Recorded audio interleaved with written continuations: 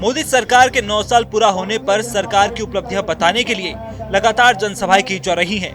और तो वहीं इन जनसभाओं के क्रम में भारतीय जनता पार्टी के प्रदेश अध्यक्ष भूपेंद्र चौधरी हरदोई पहुंचे, जहां उन्होंने एक बड़ी जनसभा की। हरदोई लोकसभा के अंतर्गत सवायजपुर विधानसभा में उन्होंने एक जनसभा को संबोधित किया और मोदी सरकार की उपलब्धियां बताई। सवायजपुर कस्बे में जनसभा को संबोधित करते हुए बीजेपी के प्रदेश अध्यक्ष भूपेंद्र चौधरी ने कहा कि आगे ले जाने के लिए जो हमारी पार्टी का संकल्प था कि न देश वामपंथ से चलेगा, न देश कांग्रेसवाद से चलेगा, न देश समाजवाद से चलेगा, हमारा देश सिर्फ रामराज से चलेगा। इस संकल्प को हम आगे लेकर बढ़ रहे हैं। को आगे ले जाने के लिए जो हमारा संकल्प था हमारी पार्टी का कि न देश वामपंथ से चलेगा, न देश कांग्रेसवाद से चलेगा, न देश समाजवाद से चलेगा, हमारा देश राम राज से चलेगा। इस संकल्प को हम लोग आगे बढ़ा रहे हैं।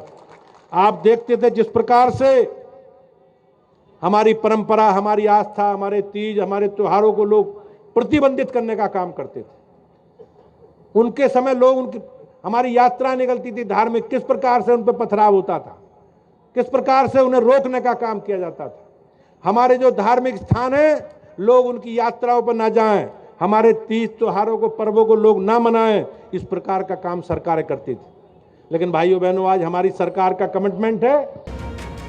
तो वही जनसभा को संबोधित करते हुए बीजेपी के प्रदेश अध्यक्ष भूपेंद्र चौधरी ने सपा पर जोरदार हमला बोला। उन्होंने कहा कि सपा की सरकार के समय उत्तर प्रदेश में गुंडागर्दी, अराजकता, बेईमानी, भ्रष्टाचार और किस प्रकार से माफियाओं का तंत्र गरीबों के अधिकारों को लूटने का काम करता था, उनके हकों पर डकैती डालने का काम करता था। मगर उनकी सरकार बनने के बाद इस पर प्रभावी काम किया गया है। माफियाओं की चाहे संगठित अपराधों, चाहे माफियाओं के अलग अलग गैंग हो, उनकी सरकार ने सब पर कार्रवाई करके उन्हें दंडित करने का काम किया है। समाजवादी पार्टी की सरकार के समय उत्तर प्रदेश में गुंडागर्दी, अराजकता, बेईमानी, भ्रष्टाचार और किस प्रकार से माफिया तंत्र गरीबों के अधिकारों को लूटने का काम करता था, उनके हकों पर डकैती डालने का काम करता था। लेकिन हमारी सरकार बनने के बाद हमारी सरकार ने इस पर प्रभावी काम किया।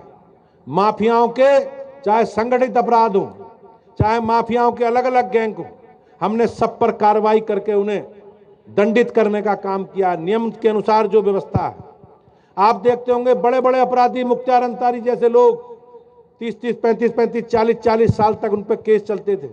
लेकिन भाइयों बहनों, ट्रायल नहीं होता था, कोई गवाही देने नहीं आता था।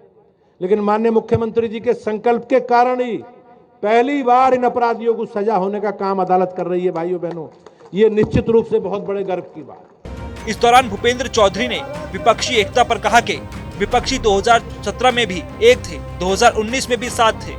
ये सिर्फ जनता को भटकाने की कोशिश है।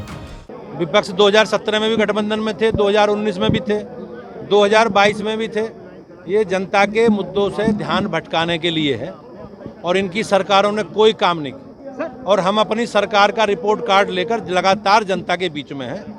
मोदी जी के नेतृत्व में हमारी सरकार ने जो 9 वर्षों में काम किए हैं, हम लगातार, हमारी पूरी पार्टी अपना रिपोर्ट कार्ड लेकर इस प्रदेश की, देश की महान जनता के बीच में है। तो वहीं सभी विपक्षी दल 2024 के चुनावों को मद्देनजर रखते हुए सरकार के खिलाफ मोर्चा खोल चुके हैं और अलग अलग फॉर्मूलों पर काम कर रहे हैं। लेकिन 24 की राह किसके लिए आसान होगी और किसके लिए मुश्किल, ये तो आने वाला वक्त ही बताएगा।